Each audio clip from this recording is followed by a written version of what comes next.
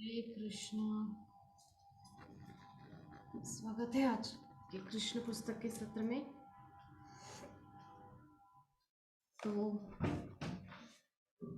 हमारा 40वां अध्याय चल रहा है जिसमें अक्रूर जी भगवान की स्तुति कर रहे हैं।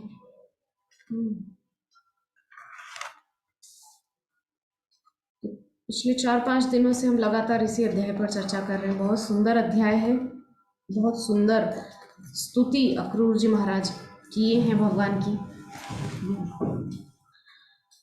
तो आगे अक्रूर जी कह रहे हैं कि यद्यपि आप सभी कारणों के कारण हैं, तथापि मैं प्रलय के समय प्रकट होने वाले आपके मत्स्यावतार की वंदना करता हूँ। तो यहाँ पर अक्रूर जी मत्स्यावतार की वर्णना जो है याद कर रहे हैं। अब जो है अक्रूर जी का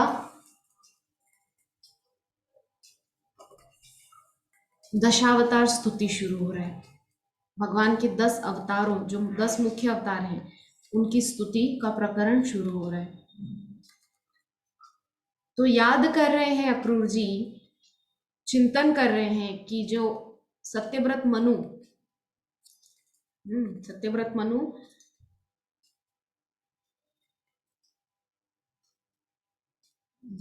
जिनकी इच्छा थी प्रलय का दृश्य देखने की,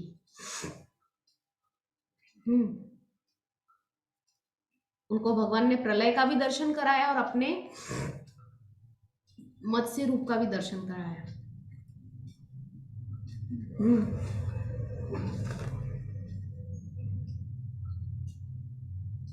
वो ये था कि सत्यव्रत मनु अपनी पत्नी के साथ में कुटिया बनाकर रहते थे जंगल में।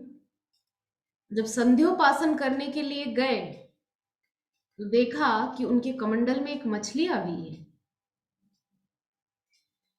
वो मछली को वो तुरंत फेंकने ही वाले थे, तब तक क्या देखते हैं कि वो मछली उनसे प्रार्थना कर रही है कि आप जो है मुझे जीवन दान दीजिए, मेरी रक्षा कीजिए। तब सत्यव्रत मनु ने अपने कमंडल में ही उनको रखा, लेकिन धीरे धीरे उस मछली उस मत्स्य का आकार बढ़ने लगा। तब बड़े पात्र में उसको ट्रांसफर किया गया। देखते ही देखते उस मछली ने विशाल आकार धारण कर लिया और तब उस मछली को समुद्र में छोड़ दिया गया।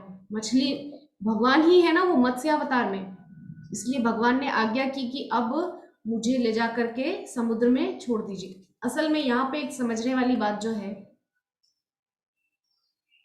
भगवान है और पता है भगवान ने क्या कहा सत्यव्रत मनु से जब उनके कमंडल में आ गए थे, छोटी सी मछली, नन्ही सी बिल्कुल। बोले आप मुझे समुद्र में छोड़ देंगे तो बड़े बड़े समुद्री जीव मुझे खा जाएंगे। ये कौन कह रहे हैं? भगवान कह रहे हैं। और देखते ही देखते वो मत्स्य का इतना विराट, इतना बड़ा स्वरूप हो गया। ले जा करके पहले जब बहुत मतलब मीडियम साइज के हुए तब तक कहा गया कि अब मुझे ले जाके आप समुद्र में छोड़ दीजिए।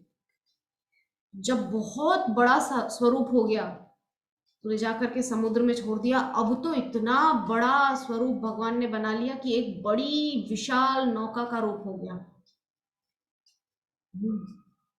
ये मत्स्यावतार की कथा है। तो मत्स्यावतार जब भगवान धारण किए, सत्यव्रत मनु को भगवान आज्ञा दिए थे कि आज से इतने इतने दिनों बाद प्रलय होने वाला है। एक हफ्ते बाद या एक महीने बाद ऐसा कुछ कहा था। तो आप तैयारी कीजिए, प्रलय होने वाला है और आपको रक्षा करनी है। किस किस की? वेदों की, सप्तऋषियों की, और जो जो प्रजातियां आपके आसपास हैं जीव जंतुओं की, उन सबको आपको उस नाव में लोड करना है, उस नाव पे चढ़ा देना है और आखिर में खुद भी चढ़ जाना है। तो मनुष्य के रूप में सत्यव्रत मनु और उनकी पत्नी रह गए। ऋषि परंपरा के लिए सप्त ऋषि रह गए। अलग अलग प्रजातियों की परंपरा चले, इसीलिए उसमें नौका में उनको चढ़ा लिया गया। वेद सुरक्षित रहे, इसलिए चारों वेदों को भी उस नौका में चढ़ा लिया गया था। इस प्रकार से सब उस नौका में सवार हो गए और प्रलय का वो भयंकर दृश्य वहां पर प्रस्तुत हुआ।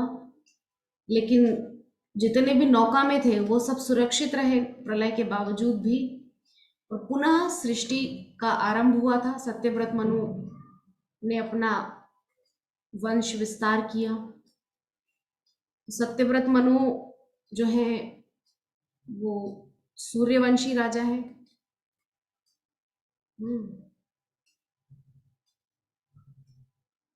तो सत्यव्रत मनु के जो पत्नी है उनकी कोई संतान नहीं थी, तो वशिष्ठ ऋषि से कह करके पुत्रेष्टि यज्ञ करवाया था और प्रार्थना की थी कि हे गुरुदेव, वंश विस्तार के लिए कोई पुत्र हो जाए। लेकिन महारानी के मन में पुत्री की कामना थी, इसीलिए जो आहुति देने के लिए, जो होम करने के लिए जो ब्राह्मण बिठाए गए थे पाट पर, उन ब्राह्मणों को महारानी ने मोटी मोटी दक्षिणा दे करके और उनको कह दिया कि आप जो है वहां पर पुत्री कामना के लिए मंत्रोच्चार करना, क्योंकि वहां तो कोई जाएगा नहीं जहां पर यज्ञ होगा। वो तो मतलब ऐसे ही होता था पहले के समय में, राजाओं के समय में। और पहले क्या, कुछ सालों पहले तक का मेरे पास एक एग्जाम्पल है। जयपुर के जो राजा हैं, आज अभी के जो राजा हैं या उससे पहले उनकी परंपरा में जो थे पूर्वज में, 50 साल पहले, 100 साल पहले, वो मुझे इस समय याद नहीं आ रहा है। मैंने सुना था एक संत के मुख से एक कथा, तो उसमें जो है राजा के महल में जो मतलब एक एरिया ऐसा कवर कर रखा था कि उसमें सिर्फ धार्मिक कार्यकलाप ही होते थे, कर्मकांड, भक्ति, पूजा विधि, ये सब ही होता था। तो वहां पे एक स्थान ऐसा था राजा के महल में जिसमें नित्य नित्य यज्ञ होता था, रोज यज्ञ होता था। कुछ ब्राह्मण नियुक्त किए गए थे जो राजा की ही सेवा में रहते थे, वहीं हवन करने का उनका कार्य था। मंथली सैलरी पर वो लोग राजा की ही लिए काम करते थे, वो ब्राह्मण। जयपुर के राजा की कथा है, सत्य घटना है। भगवान को ब्राह्मण कितने प्रिय हैं, इसलिए ये घटना, ये मतलब ये जो कथा है जयपुर के राजा की, इसका असली कारण है, इस कथा का जो असली तात्पर्य है वो ये है कि भगवान को ब्राह्मण कितने प्रिय हैं। भगवान का एक नाम है ब्रह्मण्य देव, यानी ब्राह्मण उनको इतने प्रिय हैं। किंतु हमारा यहाँ पर सब्जेक्ट क्या चल रहा है कि पहले के समय में और अभी भी राजाओं के यहाँ पर यज्ञ हुआ करते थे, रोज प्रतिदिन यज्ञ होते थे, नित्य यज्ञ हवन होते थे, किंतु वहां राजा रानी लोग जाते नहीं थे, वो सिर्फ ब्राह्मण लोग, राजा रानी, उनके परिवार और पूरे जो है राज्य की सुरक्षा समृद्धि के लिए यज्ञ नित्य ब्राह्मण ही कर लेते और किसी को वहां पे आने की आवश्यकता नहीं होती थी। ब्राह्मण ही सबकी तरफ से आहुतियां दे देते थे, राजा रानी, राज्य, प्रजा, सबकी तरफ से आहुति दे देते थे। तो जयपुर के राजा का ये जो प्रसंग है इसमें भी ऐसे ही होता था। राजा जाते नहीं थे, रोज बहुत सुंदर खीर बनती थी उस यज्ञ हवन में आहुति देने के लिए, क्योंकि अग्निदेव को जिमाते थे वो खीर। तो वो खीर कैसे बनती थी, ब्रज भाषा में कहा जाता है अधोटा दूध, मतलब बहुत बढ़िया उबला हुआ दूध, एकदम लच्छेदार, बहुत मोटा दूध। उस दूध की रबड़ी मिश्री डाल करके, केसर डाल करके, इलायची डाल करके, मिष्ठान डाल करके, मावा खोआ डाल करके, इतना इतना कुछ डाल करके, जायफल और न जाने क्या क्या उसमें, पिस्ते, बादाम, काजू, किशमिश, चारोली और जो कुछ भी ड्राई फ्रूट्स होते हैं सब कुछ डाल करके बड़ी सुंदर खीर बनती थी। भविष्य मतलब हवन सामग्री, हवन में डालने के लिए वो खीर, देवताओं को प्रसन्न करने के लिए, भगवान को प्रसन्न करने के लिए। तो ब्राह्मण बेचारे रोज देखते वो सुंदर सुंदर खीर, मन ललचाता काश हम भी ये खीर खा पाते, लेकिन नहीं, ये तो यज्ञ में डालने के लिए, हम नहीं खा सकते। बेचारे रोज मन मसोस के उस खीर को उस यज्ञ हवन में डाल दिया करते थे। किंतु एक दिन ब्राह्मणों ने विचार किया कि देखो रोज रोज ये खीर इतना सुंदर हवन सामग्री में हम डाल देते हैं, हवन में, हवन कुंड में डाल देते हैं, आज हम इसको खा लेते हैं ना सब मिलकर के। राजा को कहाँ पता चलेगा, यहाँ तो आते नहीं राजा देखने के लिए। बहुत सुंदर खीर है, रोज रोज हवन कुंड में हम डाल देते हैं, आज थोड़ा इसका आस्वादन करके देखें, इतनी सुंदर खीर बनती है, थोड़ा देखें स्वाद चख करके कि कैसा इसका दिव्य स्वाद है। तो ब्राह्मणों ने जो है कहा ठीक है, सब मिल करके इसको बांट करके खा लेते हैं। सब ब्राह्मणों ने अच्छे से मिल बांट के उसको खा लिया और यज्ञ हवन जो करना था सो कर दिया। राजा को पता चल गया कि हाँ ठीक है, आज का हवन भी हो गया। अब रात्रि को जयपुर के राजा की सत्य घटना बता रही हूँ। तो राजा के स्वप्न में स्वयं चतुर्भुज धारी, शंख चक्र गदा पद्मधारी भगवान श्रीमन नारायण श्री हरि महाविष्णु स्वयं प्रकट हुए और राजा से कहते हैं कि हे राजन, तुम इतने दिनों से यज्ञ हवन करवा रहे हो, लेकिन आज का जो तुम्हारे यहाँ यज्ञ हुआ है ना, बहुत प्रसन्न हुआ हूं मैं। आज मुझे इतना आनंद आया है उस यज्ञ की आहुतियों को प्राप्त करके। वो सब जो यज्ञ की आहुतियां आज मुझे प्राप्त हुई ना, तो आज मैं बहुत प्रसन्न हूँ, बहुत आनंदित हूँ उन आहुतियों को प्राप्त करके। बस इतना कहकर के भगवान अंतर्ध्यान हो गए। राजा ने स्वप्न सुनाया सबको, प्रजा को, सुबह सभा में जाकर के, और वो सब ब्राह्मण भी बुलाए गए वहां पर।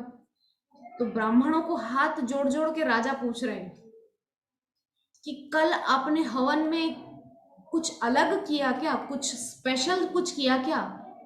अब ब्राह्मण डर गए कि राजा को पता चल गई कहीं से, किसी गुप्तचर ने बता दिया कि कल का जो भविष्य था वो हम लोग खा गए थे। तो ब्राह्मण लोग थर थर थर थर कांप रहे, डर रहे, बोले अब राजद्रोह का हमको बहुत दंड मिलेगा, मृत्यु दंड मिलेगा।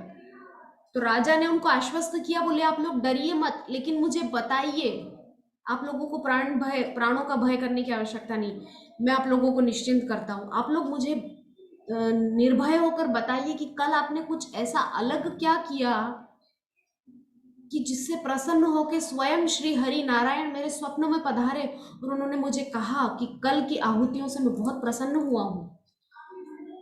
तो एक ब्राह्मण ने चेष्टा की, बताया हिम्मत करके कि राजन, रोज तो वो जो भविष्य का अन्न बनता था वो सब हम हवन कुंड में अर्पित कर देते थे, लेकिन कल हम लोगों से रहा नहीं गया, बहुत भूख लगी थी, और रोज उस खीर को हम डालते हुए देखते थे, इतना अद्भुत उसका सुगंध आता था, उसका दिव्य स्वरूप देख करके खीर का हमारा मन ललचाता था। तो कल हम लोगों ने सबने मिल करके, ब्राह्मणों ने बांट करके उसको खा लिया। बोले वही तो, आप लोगों के खाने से भगवान इतना प्रसन्न हुए हैं। तो यहाँ क्या समझने वाली बात है कि ब्राह्मणों को यदि कोई पेट भर के जिमाता है, पेट भर के खिलाता है, तो वो ब्राह्मणों के मुख से स्वयं भगवान पाते हैं, क्योंकि ब्राह्मण भगवान का मुख है। जो विराट भगवान है ना, उसमें भगवान का जो मुख है वो है ब्राह्मण, और जो विराट भगवान की छाती और भुजाएं हैं वो है क्षत्रिय। चौड़ी चौड़ी भगवान की छाती है, बड़ी बड़ी आजानुलंबित भुजाएं हैं, वो है क्षत्रिय। और जो भगवान का कटिप प्रदेश है, कमर और कमर के आसपास का जो एरिया है, वो है वैश्य संप्रदाय, वैश्य वर्ण। और जो भगवान के श्री चरण है वो है शूद्र वर्ण। तो ब्राह्मण, क्षत्रिय, वैश्य और शूद्र, तो इस प्रकार से जो ब्राह्मण है, यदि कोई ब्राह्मण को पेट भर के जिमाता है, ब्राह्मण को यदि पेट भर के कोई खिलाता है, तो वो ब्राह्मण के माध्यम से स्वयं भगवान पाते हैं और भगवान आपसे संतुष्ट हो जाते हैं। तो अब कोई कह सकता है कि आजकल के जमाने में तो उतना श्रेष्ठ ब्राह्मण कहाँ माता जी देखने नहीं मिलते, अच्छे उच्च कुलीन ब्राह्मण कहाँ है? आजकल तो सब ब्राह्मण भी वैश्य हो गए, सब व्यापार में उतर आए हैं। तो यहाँ पर जो वैष्णव हैं, जो श्री कृष्ण के भक्त हैं, वो भी उसी श्रेणी में आते हैं। वो तो ब्राह्मण से भी ऊपर है, क्योंकि आजकल के ब्राह्मण तो पान मसाला भी खाते हैं। और मेरे खुद के, बोलना नहीं चाहिए ऐसा, लेकिन मैं ब्राह्मण परिवार से हूँ, मेरे पिता ब्राह्मण हैं, माता पिता मेरे ब्राह्मण हैं। और हमारे उसी परिवार में थोड़ा मतलब काका बाबा में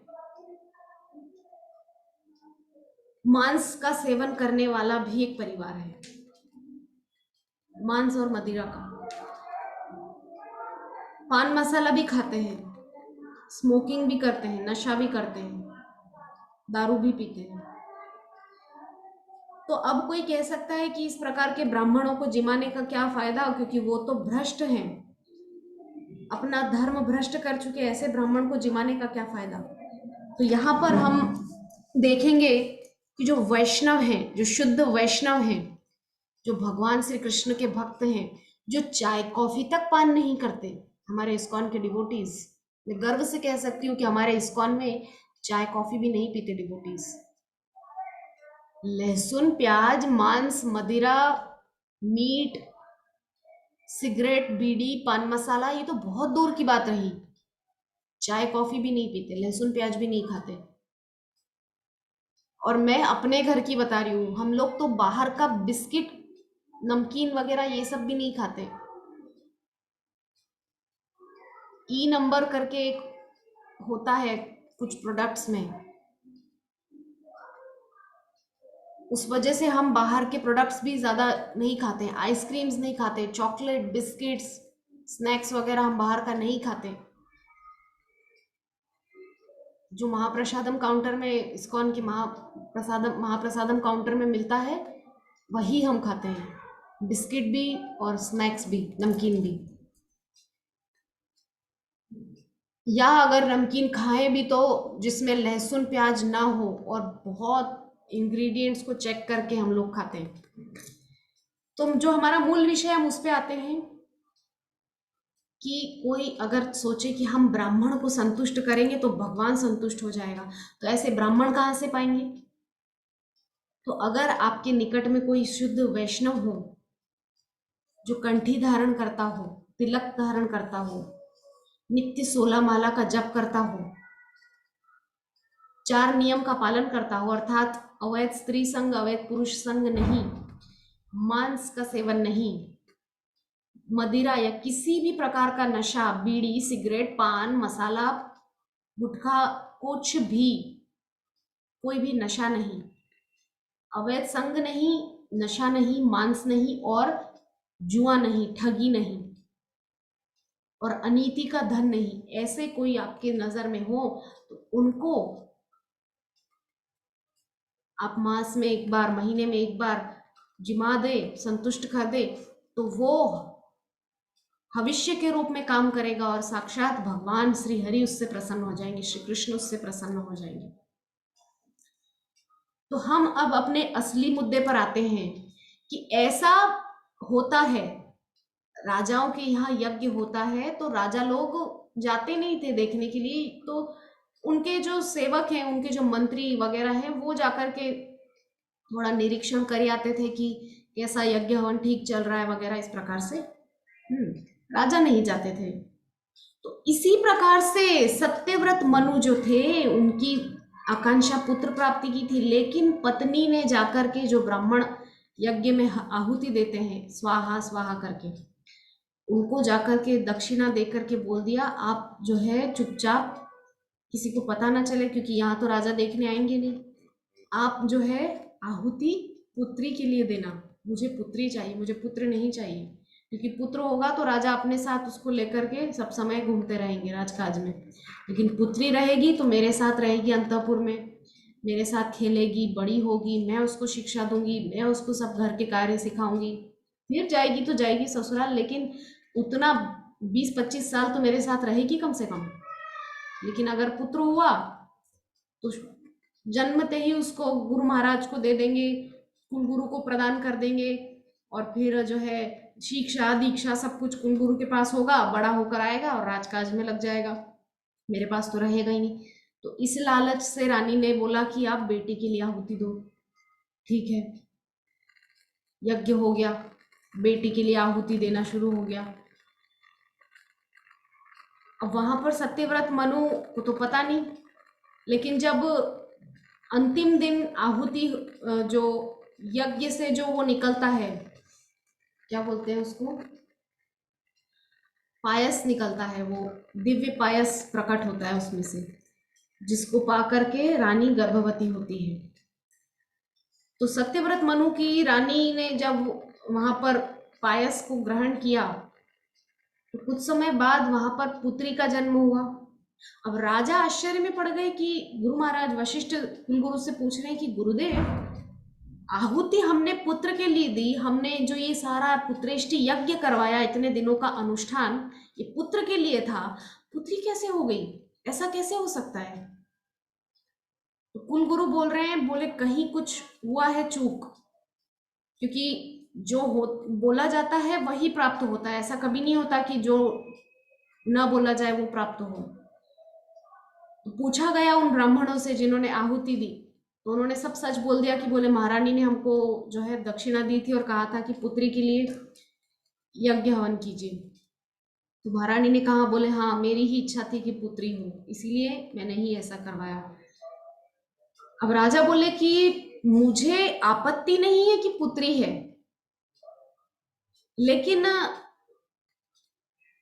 पुत्र की जब आकांक्षा थी तो पुत्र तो होना चाहिए गुरुदेव, वशिष्ठ ऋषि से बोले हैं सत्यव्रत मनु। तो सत्यव्रत मनु की उस कामना, उस वांछा को देखते हुए उनके कुलगुरु वशिष्ठ ने उस कन्या को, जिसका नाम रखा गया था इला,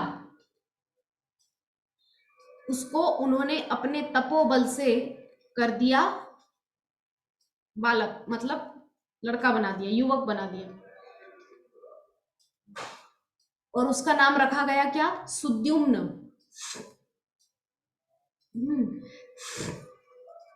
अब वो सुद्युम्न बड़ा हुआ है और एक दिन अपने मंत्रियों को लेकर के गया है थोड़ा आखेट वगैरह करने के लिए। तो जहां पे भगवान शिव का निवास है, एक इलाव्रत खंड है, वहां पर इलाव्रत खंड, उस स्थान की भी एक कथा है कि एक बार शिव पार्वती बैठ करके थोड़ी चर्चा कर रहे थे अपनी, मतलब दोनों आपस में बातें कर रहे थे, प्रेममय चर्चा चल रही थी, गृहस्थ लोग हैं। लेकिन क्या देखती हैं माता पार्वती, अचानक वहां पर चतुष्कुमार नारद जी सब चले आ रहे हैं।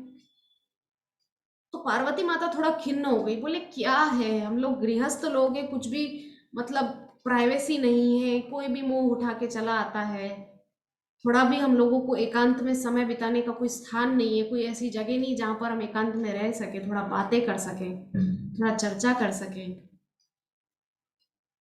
तो माता पार्वती की उस इच्छा को देखते हुए भगवान शिव ने क्या किया, एक एक क्षेत्र का निर्माण किया जिसका नाम रखा गया इलाव्रत खंड। तो माता पार्वती की इच्छा की पूर्ति के लिए शिव जी ने उसका निर्माण किया था। तो माता पार्वती ने भी कह दिया कि अब इस स्थान पर एक आप ही पुरुष रहेंगे। पतिदेव भोले बाबा से बोल रही है, एक आप ही पुरुष रहेंगे, अगर इसके अलावा कोई पुरुष यहाँ प्रविष्ट हुआ तो तुरंत स्त्री बन जाएगा। भोले बाबा ने भी इसको पुष्टि कर दी, बोले हाँ देवी, आपकी इच्छा है तो यहाँ कोई पुरुष प्रवेश करेगा नहीं, और अगर किया तो वो तुरंत स्त्री बन जाएगा, इस शाप के वजह से, उस जगह के प्रताप से। तो अब वो सुद्युम्न अपने मंत्रियों को लेकर के आखेट के लिए निकला था, तो वो कहाँ पहुंच गया, चलते चलते उस इलाव्रत खंड में। और वो सुद्युम्न और उसके साथ जितने भी मंत्री थे वो सारे वापस लड़की बन गए।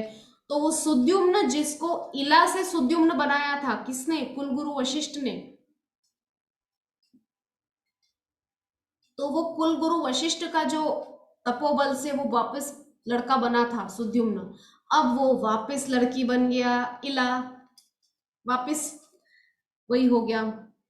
तो यहां पर जो एक बात है, वशिष्ठ ऋषि ने कहा था, जब सुद्युम्न, जब लड़की हो गया था, वो इला पैदा हुआ था मतलब, तो उसको सुद्युम्न बनाने के टाइम पर वशिष्ठ ऋषि ने बोला था, बोले राजन, जो मिला है उसी में संतुष्ट रहिए, आप इसके पीछे मत भागे कि लड़का मिल जाए या ऐसा कुछ। बोले नहीं नहीं, मुझे तो वंश बढ़ाने के लिए तो लड़का चाहिए ही। बोले ठीक है,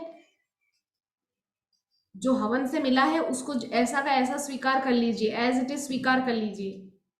लेकिन राजा नहीं माने, इला को सुद्युम्न बनाया, अब वो वापस सुद्युम्न से इला बन गया।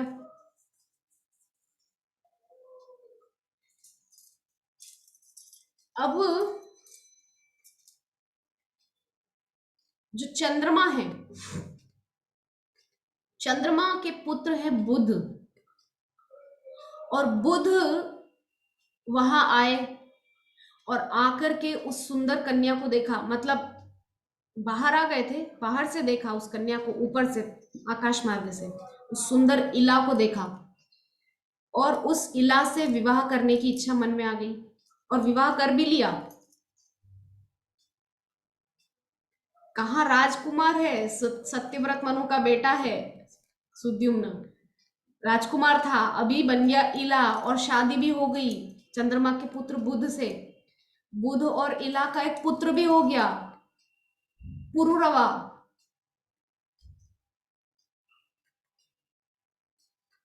अब अयोध्या नगरी में पता चला है, क्योंकि सूर्यवंशी राजा है सत्यव्रत मनु, तो अच्छा देखिए, दोनों परंपरा चल रही है यहाँ पर। सत्यव्रत मनु जो है सूर्यवंशी राजा हैं, और यहाँ चंद्रवंश शुरू हो गया है, चंद्रमा के पुत्र बुध, और बुध के इला से हो गए हैं पुरुरवा। ये जो वंशावली है ना भागवतम में, इसको सुनना चाहिए। इसको सुनने से इसका श्रुति फल क्या है मैं आपको बताती हूँ। ये वंशावली सुनने से एक तो आपकी वंश वृद्धि होती है, और आपका आयु बढ़ता है, आयुष बढ़ता है, आपको आयु आपको प्राप्त होता है, दीर्घायु आप हो जाते हैं। हाँ, ये वंश परंपरा बहुत पवित्र परंपराएं हैं, सूर्यवंश चंद्रवंश की परंपराएं। तो अब अयोध्या में पता चला है तो आए हैं वशिष्ठ गुरु, कुलगुरु वशिष्ठ आए हैं, सत्यव्रत मनु आए हैं, शिव जी को भी पता चला, वो भी आए हैं। प्रार्थना की गई शिव जी से, वो जो इला है उसने प्रार्थना की कि मुझे वापस आप राजकुमार बनाइए, बहुत कष्ट है यहाँ पे, तो स्त्री बन गई हूँ, पति है, बच्चा और हो गया, ये सब कहाँ मैं राजकुमार, अयोध्या नगरी का सत्यव्रत मनु का बेटा, कहाँ ये स्त्री बन के मैं घूम रहा हूँ। तो वशिष्ठ ऋषि ने भी प्रार्थना की, तो शिव जी ने कहा देखिए, मेरा शाप तो निष्फल होने से रहा, क्योंकि ये तो इस क्षेत्र का वो है, मर्यादा है, अगर मैं इसको कैंसिल कर दूंगा तो फिर वो इलाव्रत क्षेत्र की मर्यादा भी नहीं रहेगी, वहां पे पुरुष पुरुष ही रहेगा, तो फिर हमारी पत्नी जो है रुष्ट हो जाएंगी हमसे। तो बोले इसीलिए उस इलाव्रत की मर्यादा तो जस की तस बनी रहेगी, वहां पे जो प्रविष्ट होगा पुरुष तो स्त्री बनेगा ही।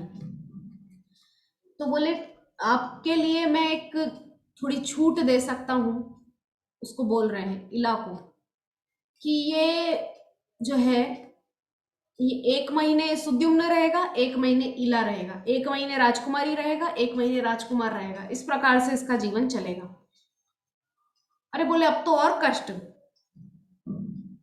अब 1 महीने रहता है वो राजकुमार, जब राजकुमारी बन जाता है इला तो रहता है अंतःपुर में, बिल्कुल छुप के, किसी को दिखाई नहीं देता।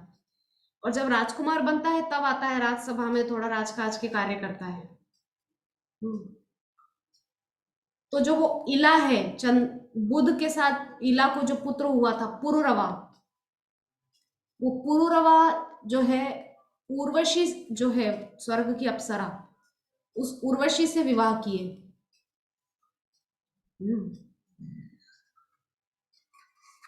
तो यहाँ हम एक चीज समझ रहे हैं कि जो यज्ञ हुआ करते थे उसमें राजा जाते नहीं थे देखने के लिए, ब्राह्मण खुद ही जो है आहुतियां दे देते थे। इस सब को इतना विस्तार से हम जो समझे आधा घंटा लगा के, इसलिए हमने इसको समझा।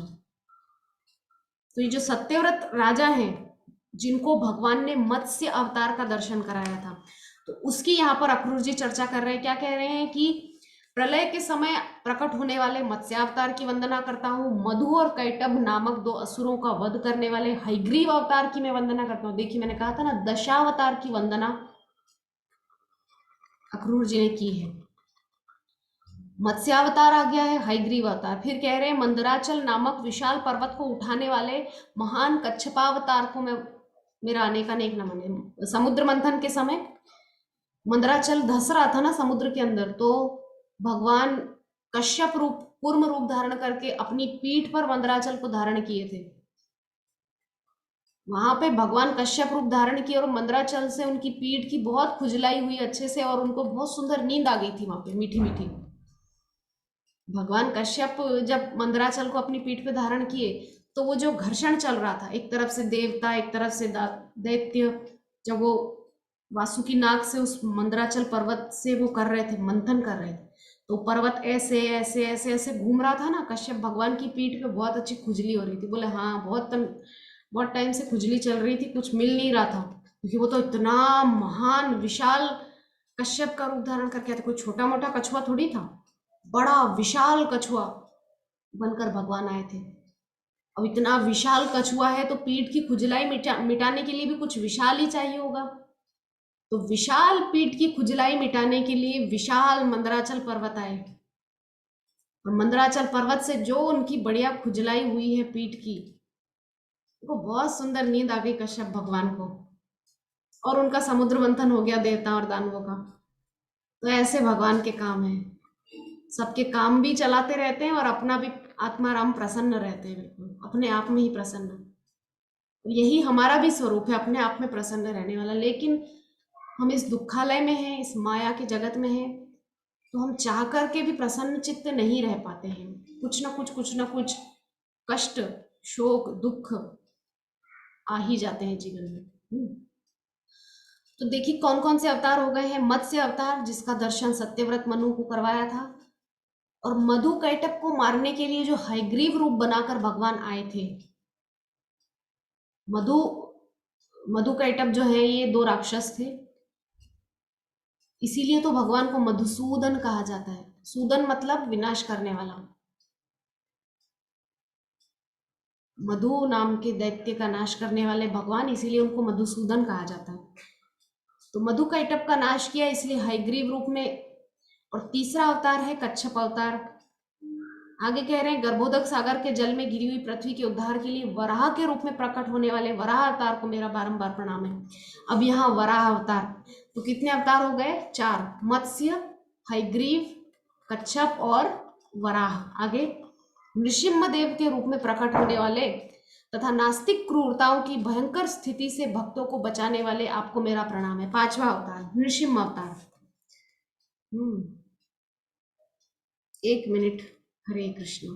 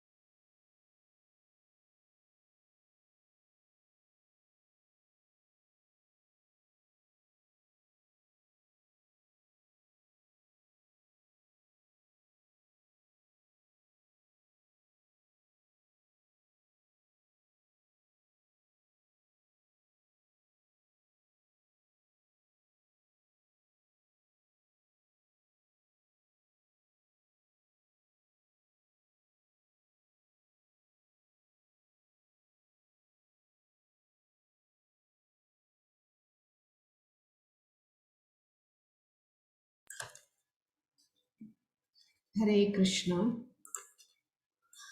तो पांच अवतारों पर हम चर्चा किए। सबसे पहला मत्स्य, फिर हयग्रीव, फिर कच्छप, फिर वराह और फिर नृसिंह।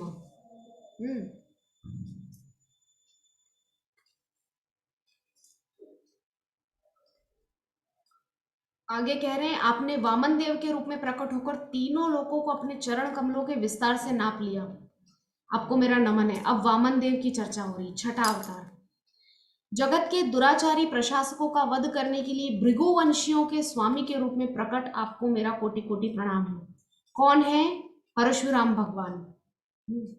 रावणादि राक्षसों के वध के लिए आप श्री राम के रूप में अवतरित हुए, आपकी मैं विनम्र वंदना करता हूं। आठवां अवतार श्री राम, आप सभी भक्तों द्वारा रघुकुल मणि भगवान श्री रामचंद्र के रूप में पूजे जाते हैं। श्री वासुदेव, श्री संकर्षण, श्री प्रद्युम्न तथा श्री अनिरुद्ध के रूप में चतुर्व्यूह के रूप में प्रकट होने वाले आपको मैं बारंबार प्रणाम करता हूं। मतलब श्री कृष्ण अवतार। नास्तिक व आसुरी प्रवृत्ति के लोगों को संभ्रमित करने के लिए आप भगवान बुद्ध के रूप में प्रकट हुए, आपको शतशः प्रणाम है। देखिए 10 अवतार यहाँ पर आए हैं। ये 10 दशावतार के रूप में जाने जाते हैं। यद्यपि 24 अवतार का जो है वो अलग है, लेकिन दशावतार। तो आप लोगों को यदि स्मरण हो तो जो नवदा भक्ति का सेमिनार हुआ था, उसमें वंदनम भक्ति के जो आचार्य हैं वो हैं अक्रूर जी। और उसी दिन कलयुग के आचार्य के रूप में हमने जयदेव गोस्वामी पाद का चर्चा किया था। ये दोनों एक ही जैसे हैं, क्योंकि इन दोनों ने ही दशावतार स्तुति का निर्माण किया था। ये देखिए हमने अभी दशावतार का वर्णन किया, अक्रूर जी ने भी भगवान के 10 अवतारों का जो है वहां पर वंदन किया, और जयदेव गोस्वामी पाद ने भी एक स्तुति का निर्माण किया था जिसका नाम है दशावतार स्तुति। इसीलिए वंदन भक्ति में हमने इन दोनों को उस दिन उस नवदा भक्ति के सेमिनार में छठे दिन में लिया था, वंदनम भक्ति में।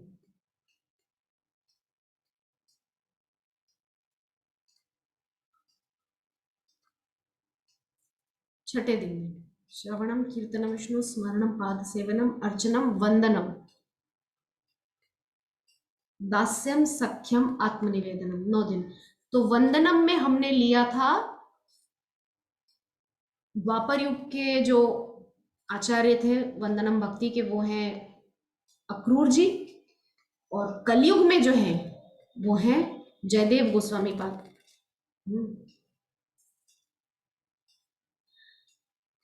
दोनों ने ही दशावतार स्तुति से भगवान की वंदना की है।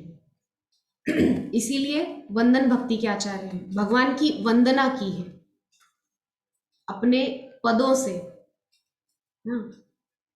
तो अवतारों को एक बार हम फिर से रिमाइंड करते हैं। सबसे पहला है मत्स्य, दूसरा हयग्रीव,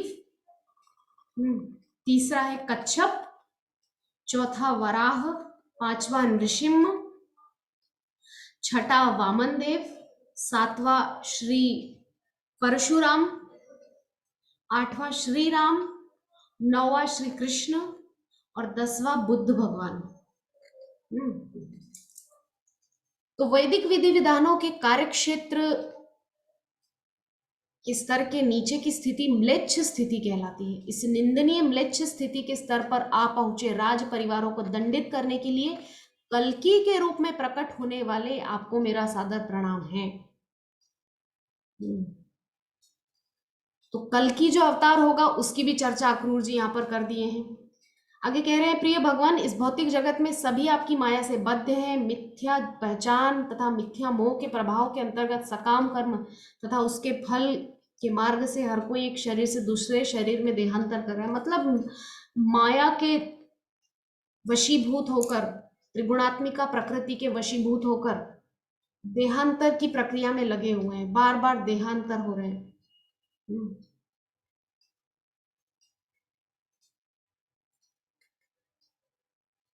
और आगे कह रहे हैं कि मैं भी उन्हीं बद्धात्माओं में से एक हूं। अक्रूर जी कह रहे हैं, अपने घर, पत्नी, बच्चे और धन संपत्ति पर अधिकार करने के कारण मैं मिथ्या ही स्वयं को अत्यंत सुखी मानता हूँ।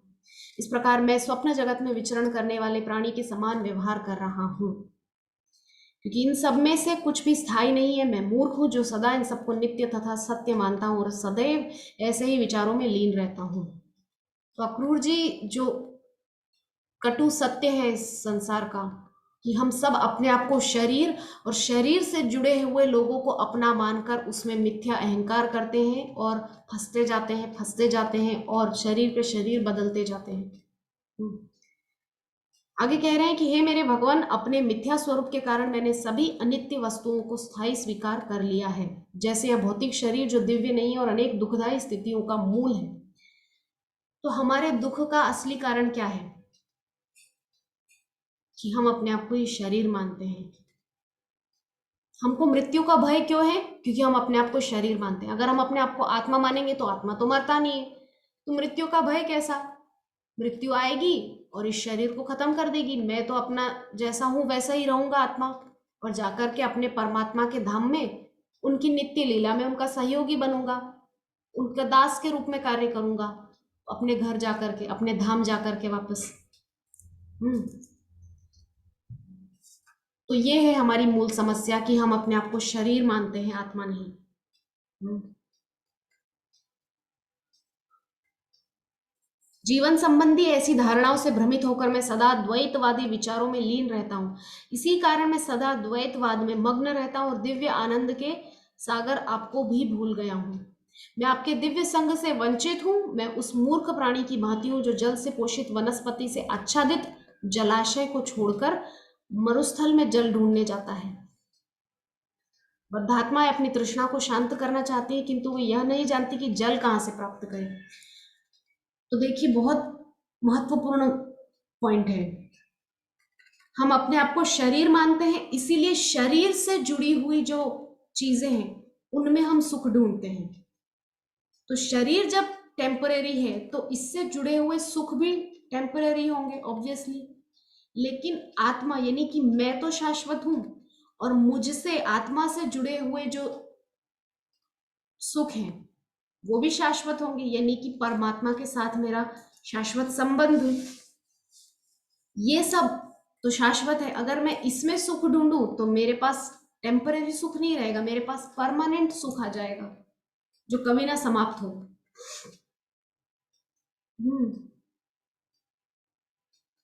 मेरा मन असंयमित इंद्रियों के वश में हो गया है और मैं इसे बिल्कुल नियंत्रण में नहीं रख सकता। सकाम कर्म तथा उसके फल की ओर आच्छादित और आकर्षित हूं। मेरी बुद्धि अत्यंत कृपण है। हे मेरे भगवान, भौतिक अस्तित्व की बद्ध स्थिति में रहने वाला व्यक्ति आपके चरण कमलों की महिमा नहीं समझ सकता, किंतु किसी प्रकार मैं आपके पाद पद्मों के निकट आ गया हूं और मैं इसे अपने ऊपर आपकी अहेतु की दया ही समझता हूं। आप परम ईश्वर हैं, अतएव आप कैसे भी कार्य कर सकते हैं।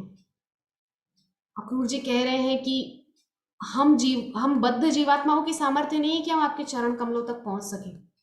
आप ही अहेतु की कृपा करें, बिना कारण के कृपा करें, तो ही कुछ संभव हो सकता है कि हम आपके निकट पहुंचे, अन्यथा हमारे में सामर्थ्य नहीं कि हम आपके पास आए।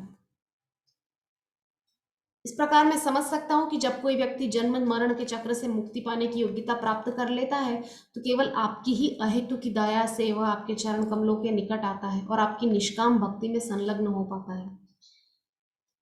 तो कहने का जो पूरा तात्पर्य अक्रूर जी का वो यही है कि आपकी अहेतु की कृपा, अहेतु की दया से ही कोई आपको पा सकता है, हमारी सामर्थ्य नहीं आपको पाने की। जैसे श्री वृंदावन धाम के लिए कहा जाता है कि श्री वृंदावन धाम श्रीमती राधा रानी का धाम है, वहां श्रीमती राधा रानी की आज्ञा के बिना कोई नहीं जा सकता।